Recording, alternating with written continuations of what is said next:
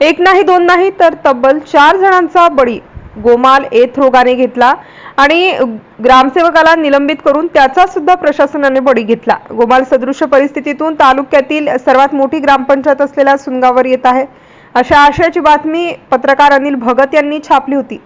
संपूर्ण गावात घाणीचे साम्राज्य आहे। नळाद्वारे गलिच्छ गढूळ पाणी नागरिकांना पिण्यासाठी देण्यात येते। ग्रामपंचायतचे कसलेही नियंत्रण नसून ग्रामसेवकाची भूमिका सामंजस्याची असली तरी सरपंच आणि ग्रामसेवक यांच्यामध्ये ताळमेळ नाही। एकाच महिन्यात 2 वेळा महिलांनी ग्रामपंचायतवर घागर मोर्चा आणून सरपंच आणि ग्रामविकास अधिकाऱ्याला धारेवर धरले होते। आपल्या गावावर गोमाल सारखी परिस्थिती येऊ नये म्हणून ग्रामपंचायत प्रशासनाला सावध करण्याचे वृत्त प्रकाशित केल्याबद्दल एका स्थानिक पत्रकाराला सरपंच रामेश्वर अंबडकर यांनी दिनांक 21 सप्टेंबर रोजी धमकी दिल्याने गावात असंतोषाचे वातावरण आहे। मलेरियाची डायबिटीसची याची पर झाली नाही। डेंग्यूची कुठे झाली दाखवा पेशंट। डेंग्यूची नाही, साथी आज लोकल पोट कोणते झाले ते दाखवा सांगा ना। त्यानंतर का त्या दिवशी लाईव्ह ते फोटो तुम्ही माझी बाईक घ्या ग्रामपंचायतवर आणि मग मला बोला। पण असं चुकीचं नका टाकू। चुकीचं काय टाकलं त्यात? पाटील मॅडम ना मला फोन लावला म्हणजे तुमच्या गावात असं गोमाल सारखं वातावरण झालं काय म्हटलं ते कोणा लागलं म्हणे पत्रकार अनिल भगत। मान्य आहे तुम्हाला? हो मान्य आहे ना मला। मग सांगा ना मला अनान पेशंट असे आणि त्याची बाईक द्यायला लावा ना। अरे त्या दिवशी नाही घ्या मग नाही घ्या ना मग उद्या सकाळी घेतो ना तुमची। मग उद्या सकाळी सांगा ते पत्रकार हे आपले पत्रकारला बाईक देणार कोण आहेत गावातले ते सांगा ना। आता कोणाला लागणार नाही ते सांगा त्याचं मेडिकल टेस्ट करू आपण। अरे सगळ्या अशा चुकीच्या बातम्या नका टाकू। तुम्हाला जाहिरात दिली गणपतीची देवीची अभिषिद्ध महाराजच्या मिरवणुकीची तर असा फायदा नका घेऊ गैर भाऊ। आम्ही जाहिरातीच नाही नाही काहीच विषय नाही। तुमचं चांगलं आहे चांगला राहू द्या आणि काही असेल ग्रामपंचायत मध्ये तर ते सांगा कोणता भ्रष्टाचार ग्रामपंचायत मध्ये असेल तर ते लावा ना बातमी। तुमच्या भ्रष्टाचार सांगतो अनिल तू एकटा माणूस आहे की तुला ते गोमालचं उदाहरण अटे सुनगाव दिलं। सुनगाव ग्रामपंचायत 1 नंबर आहे। जिल्हा स्तरावर आपल्याला बक्षीस भेटलं आहे। स्मार्ट ग्रामपंचायतचं न्यास आणलेला आहे आणि पाणी फोंडीसाठी बक्षीस भेटेल आपल्याला। फक्त असं चुकीचं नको करू।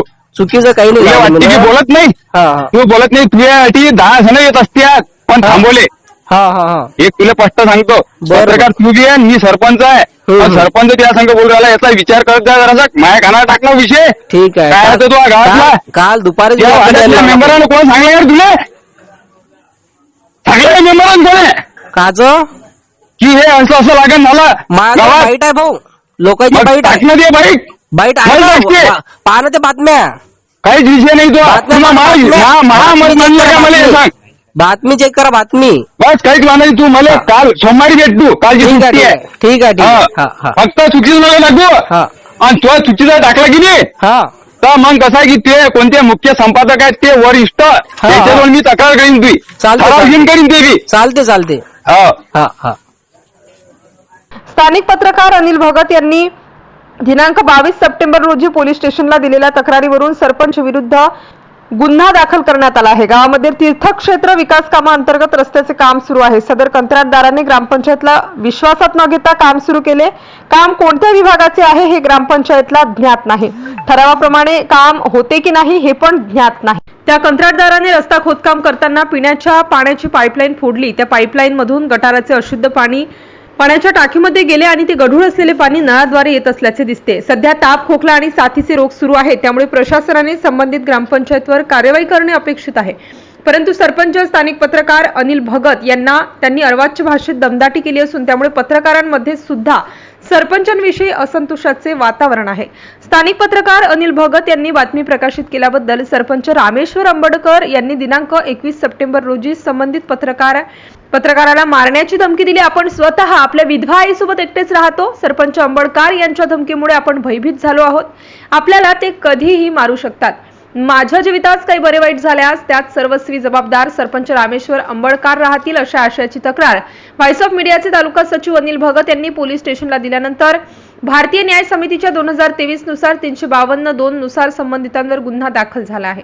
सुनगावमध्ये 6 ते 7 पत्रकार असून सर्व पत्रकारांची सरपंच अंबडकर यांची वागणूक ही धमकीखोरपणाचीच आहे। त्यामुळे प्रकरणाची सत्यता तपासणी करून अंबडकर यांच्यावर कठोर कारवाई करावी। पत्रकार संरक्षण कायद्यानुसार त्यांच्यावर गुन्हा दाखल करण्यात यावा अशा आशयाची मागणी व्हॉइस ऑफ मीडियाचे तालुकाध्यक्ष गुलाबराव इंगळे यांच्यासह तालुक्यातील सर्व पत्रकारांनी केली आहे। MCN न्यूज मराठीकरिता गजानन सोनटक्के, जळगाव. हॅलो. खाली होता नंबर आहे काय? हो अनिलच बोलतो, बोला ना. अरे दुसरा नंबर होता माझ्याकडे, तिकडे लावला होता तुम्हाला. छान होता. हो ना बरोबर. निघाली का ते नाली त्या दिवशी? हो ते नालीत निघाली, काहीच वाला नाही. बरं बरं हा, बरं. हा, हा.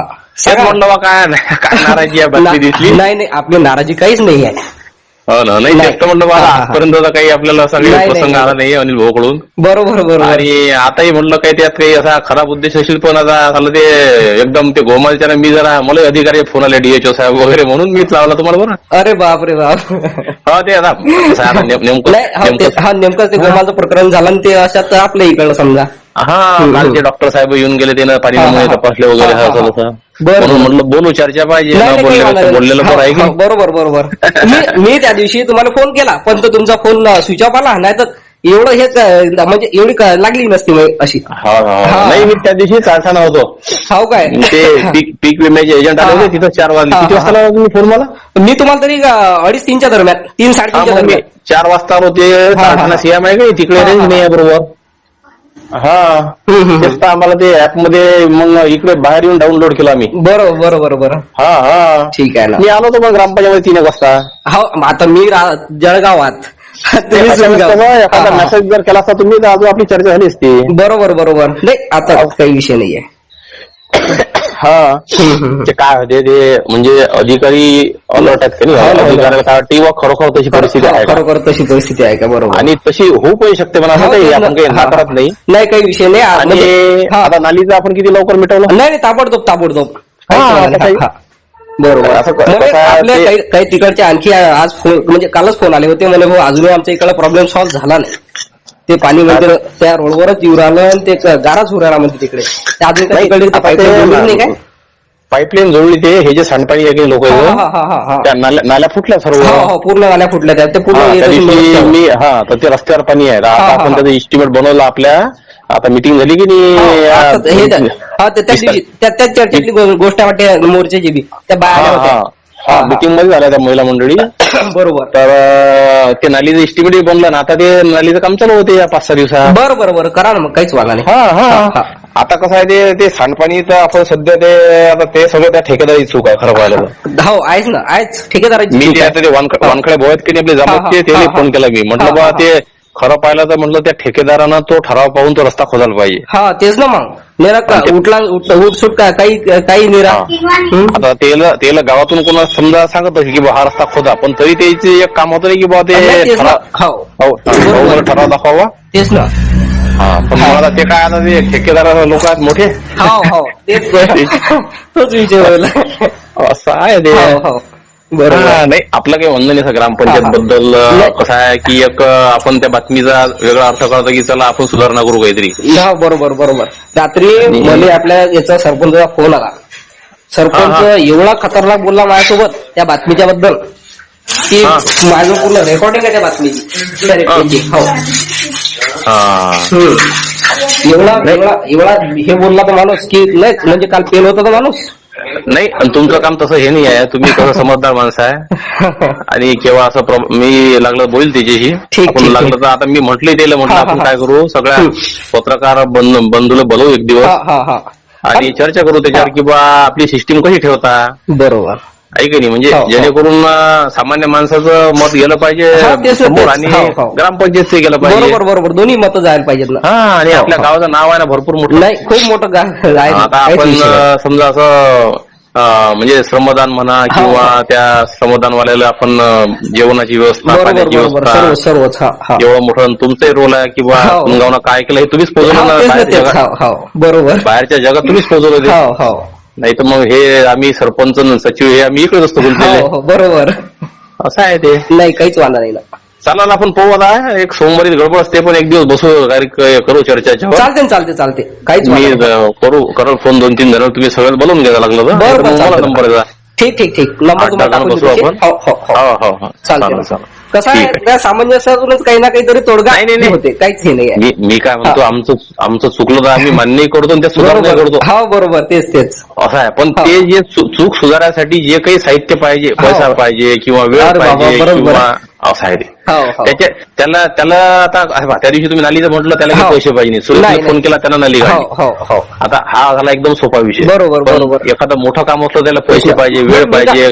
त्या जो आहे आपला तो ठेकेदार, त्या ठेकेदाराजवळ आपण वसुली करून घ्यायला पाहिजे, मग असं म्हणणं आहे. मी तर म्हटलं सरपंचाला की आपण रिपोर्ट देऊ बा, पहिली सही तुम्ही करा, दुसरी मी करतो. हा, ते काहीच विषय नाही आहे. हा, मी बरोबर. असं काही नाही म्हणजे कोणी कोणाचाही माणूस असला तर मी काही नाही, बरोबर. तेच ना, मी म्हटलं त्या दिवशी म्हटलं बा तुम्ही ठराव पाठवा त्या ठेकेदाराचा. बरोबर. हो. आता कसं झालं ते जामोदचे ऍडिशनल चार्ज आला माझ्याकडे. आता बहुतेक आता सोमवारपासून येऊ राहील टीजी चौधरी. आज येऊन राहिले आले तर चांगली गोष्ट आहे. नाही, आज समजा ते जळगावात येऊ राहिले, कारण की मला आला होता त्याचा कॉल. असं काय? हो, कालच. हो, म्हणत मी आज जळगावात येऊ राहिलो, म्हणजे सामानच घेऊन येऊ राहिलो डायरेक्ट. म्हटलं बरोबर, या म्हटलं तुमचं स्वागतच आहे म्हटलं इकडे. नाही, चांगली माणसं. नाही, खरंच काहीच वाटत नाही. हो, बरोबर. नाही, कसं आता भेटू मग. हो, चालते. ठीक. बरं, आणखी एक प्रॉब्लेम असा आहे, सांगा ना. जवळपास आपला एक महिन्यापासून आपल्या इकडले 4 स्ट्रीट लाईट बंद आहेत. बरं. हो. म्हणजे छोटेवाले ते. हा, ते छोटेवाले. बरं. हो. मी सांगतो ते राजूला, नाही तर तो कपले आहे की नाही, राजू खून किंवा कपले. चालते. लाईट असतात आपल्याकडे, पण हे पोरं काय करतात, हे हो करता येत नाही. हा, तोच विषय आहे ना. आता मागे तेच केलं ना. म्हणजे काय, मी तर त्याला नगदी पैसे देतो किंवा ऍडव्हान्स मध्ये देऊन टाकतो. माझ्याजवळ जे फोन पे माझ्याकडे पुरावे आहेत किंवा तो राजूचा काही विषय नाही. हा जो कपले आहे की नाही, हा गडी म्हणजे कसं आहे, पहिल्यांदा पैसे मागते किंवा लगेच मागते. म्हणलं तू पण वेळेवर लाईट लाव. त्या दिवशी मागचाही प्रश्न असा झाला की आपले जे 50 रुपये असतात, 50 रुपये लाईटाप्रमाणे, हे आपले काहीतरी 8 ते 10 लाईट लावायचं होतं, तर 75 रुपयाने दिले शेवटी कबूल केलं होतं. मग तसं ते किंवा हे लाव तू लाईट. आणि हो, लाईट लावणे हे एमएससीबीचं काम आहे. एमएससीबीचं काम आहे ना. मग लाईट अवेलेबल करून देणे ग्रामपंचायत काम आहे. पण मग आता कसा गावासाठी ते विषय जास्त हे नाही करायला लागत, प्रत्येक ठिकाणी नियम चालत नाही. ते असं आहे ते. बरोबर. आपल्याला कसं अडचणीतून मार्ग काढावा लागते. हो, तेच.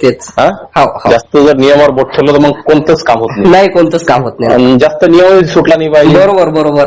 आणि कोणाशी भेदभाव नाही झाला पाहिजे. नाही, तेच आपलं हेच. असं आहे ते. काही असलं तर सांगत जा, सजेशन असं काही ठीक, काहीच वांधा नाही. हो. फोन लागला तर मेसेज टाकत जा. बरं, काहीच वांधा नाही. हो. काही अडचण नाही. ठीक.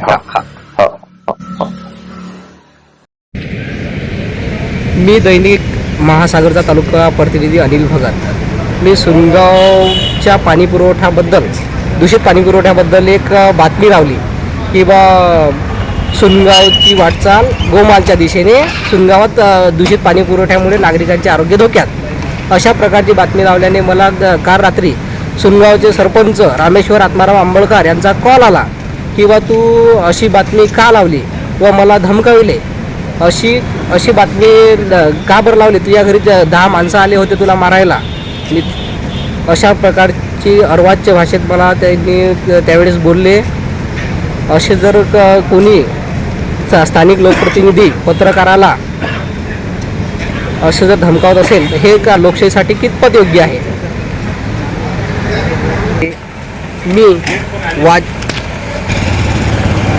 त्यावेळी मी त्या वाचाळवीर सरपंचाविरोधात आज जळगाव जामोद पोलीस स्टेशनला तक्रार देत आहे.